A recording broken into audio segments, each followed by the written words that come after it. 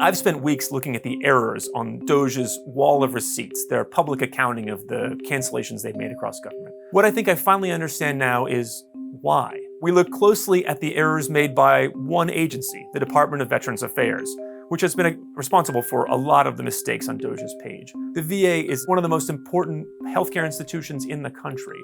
And what DOGE said was, okay, you have $67 billion worth of contracts, cut 10% of that. The person that DOGE had put in charge of finding wasteful contracts at the VA was a tech entrepreneur, but has also never run a hospital. He looked through the VA's contracting system, found more than 870 contracts that to him seemed cuttable. On the morning of February 25th, Secretary Collins celebrated these cuts, saying he'd cut nearly $2 billion in unnecessary spending. We were taking millions of contracts in dollars in contracts to create things like PowerPoint slide and meeting minutes. But we obtained internal emails showing that within a couple of hours, the head of the VA's hospital system was raising alarms saying that the contracts they just cut would affect cancer care, would affect suicide prevention, and would affect clinical trials. By the next morning, the VA was frantically trying to undo what Collins had been bragging about the day before, sending out an all-caps message saying, please halt all the contract terminations in progress.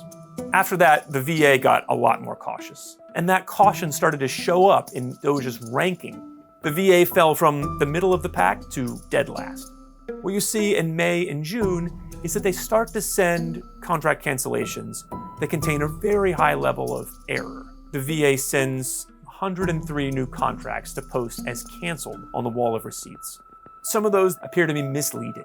They're either listed as terminated when they're not, they're listed as terminated when they actually expired on their own, and in some cases they're listed as terminated when they ended for reasons totally unrelated to DOGE.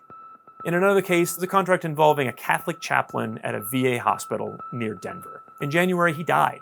The VA canceled this contract and then declared it a DOGE-driven budget cut. The VA declined to address questions about any of the specific misleading claims we found or explain why they were on the wall of receipts. We talked to a senior administration official who spoke for DOGE, and he said essentially, we don't care. What we see in here is that there were two partners in this process. The VA sent in dozens of misleading claims that you could fact check with a click in some cases. DOGE, which was supposed to be the watchdog, posted that stuff anyway. The result was that both of them looked better. And it raises questions about how often this process repeated in other agencies and other places, and how much that undermines the trustworthiness of this document that is literally our only way of understanding whether DOGE was a success or not.